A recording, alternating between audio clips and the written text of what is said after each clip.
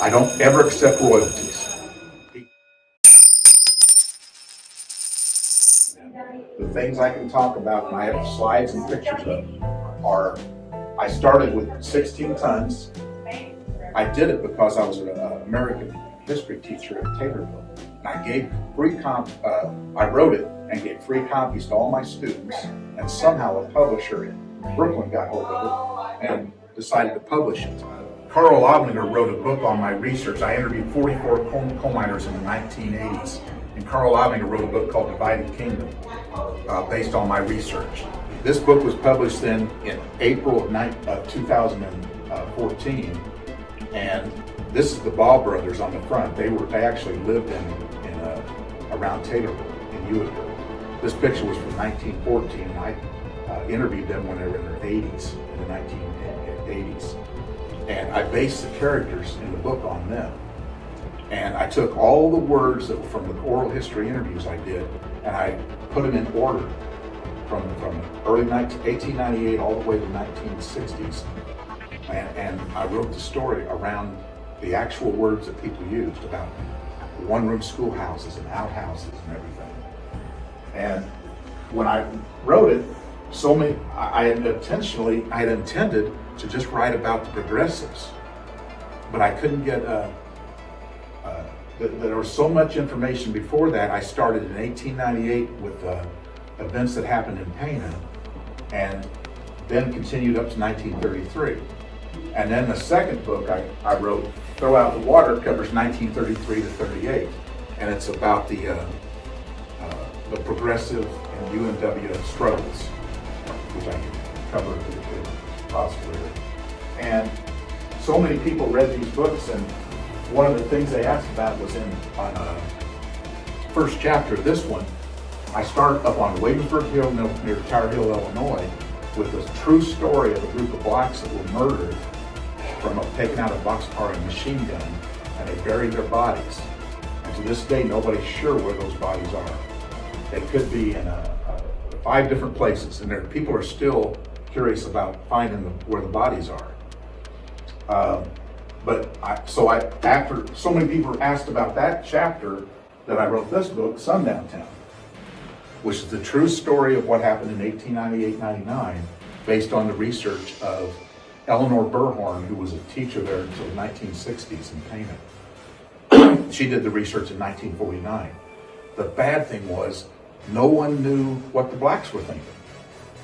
We could find research on what whites thought and what they said, and newspapers all covered the whites' perspective, but nobody covered the blacks' perspective.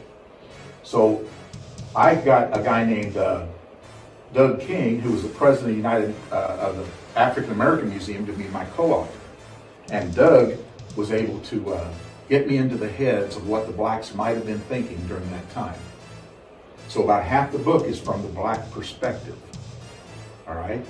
And everything in all of my books, or the events, come right from exactly what happened, okay? I take the events and then I speculate on what people were saying and thinking and doing, all right? And the other thing that happened then, people asked about this book, a chapter in Kincaid, Illinois. In Kincaid, Illinois, in the 1920s, the Shelton gang robbed the bank. And after they robbed the bank, they were escaping with the money and a hostage, one of the vice presidents. And as they were leaving, all the people in this community came out with their guns and started shooting. And they dropped the money. They finally let the hostage go, and 2 of them were shot. Carl was shot in the hand, and Earl, his brother, in the knee. Well, they were tried years later in Taylorville and found innocent because people hated banks like the gangsters. Okay, so I wrote that book. That story's in here about Kincaid, and people said, we want to know more about the Shelton gang. So I wrote this one, 13 Steps for Charlie Berger. And this tells about the Shelton and Berger gangs from, the way I started is 1915 was the silent movie, Birth of a Nation. And I have some of them characters going to the movie to watch it because that spurred the second revival of the Ku Klux Klan, which was real significant in Southern Illinois. And the Ku Klux Klan had over 10,000 Ku Klux Klan members there. My granddad was one of them. When I grew up, my granddad said he was in the Ku Klux Klan. I said, "Oh, you didn't like black people?" Because he'd always told me not to be prejudiced, racist. He said, "Oh, I didn't care. Black people didn't bother me. We didn't like those damn Catholics." I said, why not Catholics? Because they believed in drinking and gambling. And we were against it. He was a Southern Baptist. So thousands of people joined the Ku Klux Klan in Southern Illinois. And they had a leader named Glenn Young, and they had gunfights for years with them. But I've got pictures of Glenn Young, who was the leader of the Ku Klux Klan, and he and the Shelton gang hated him, of course. So they took him and tried to kill him. Him and his wife were driving across the Kaskaskia River bottoms, and he's ambushed them, the Sheltons did, and blinded the wife with a shotgun blast and wounded Glenn Young. Well, the Ku Klux Klan had major gun battles in here in Illinois and all these different communities. Major gun battles between the Sheltons, the Bergers, and they finally got defeated. The Ku Klux Klan got ran out of Southern Illinois.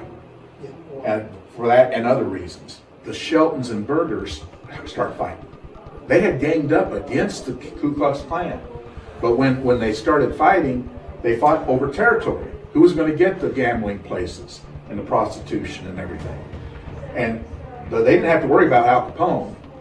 Al Capone made a deal with them that he would take, as long as they stayed south of Peoria, they could have everything from Peoria to Cairo. But they had to fight with each other. So they built tanks, as you might have heard, and met each other on country roads, including Art Newman. Art Newman and his wife were driving down a country road one day when the Shelton gang came along with their tank and started shooting at him. Because Art Newman was on the side of Bergers by then. Originally he was with the Sheltons, but then he became with the Bergers. And then the Sheltons couldn't get to Charlie Berger because he had a house back in the woods called Shady Rest. And Shady Rest was well protected, well fortified, with lots of ammunition and guns and things. And Charlie, that was his hideout.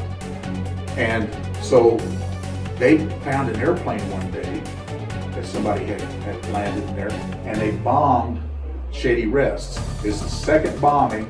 People always say it's the first bombing in the United States. It was the second bombing. The first bombing I'll tell you about later. That dealt with the United Mine Workers. But the one bomb exploded and blew up Charlie's gambling place. He had dog fights, chicken fights, and some of his favorite animals died, and he was mad. Well, it wound up then he turned against a lot of his people because he was using morphine. He had got addicted to morphine when he was in jail in Danville, and he started using morphine, and it made him angry. Plus the fact that Charlie and Carl Shelton were dating the same woman. Helen Holbrook was called the Shawneetown gang.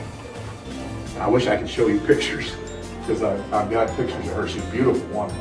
And in fact, her grandchildren have recently talked to me about and sent me some other pictures of her. But he was mad about that because she kind of favored Carl. And so later, Charlie, soon before he died, had her poisoned.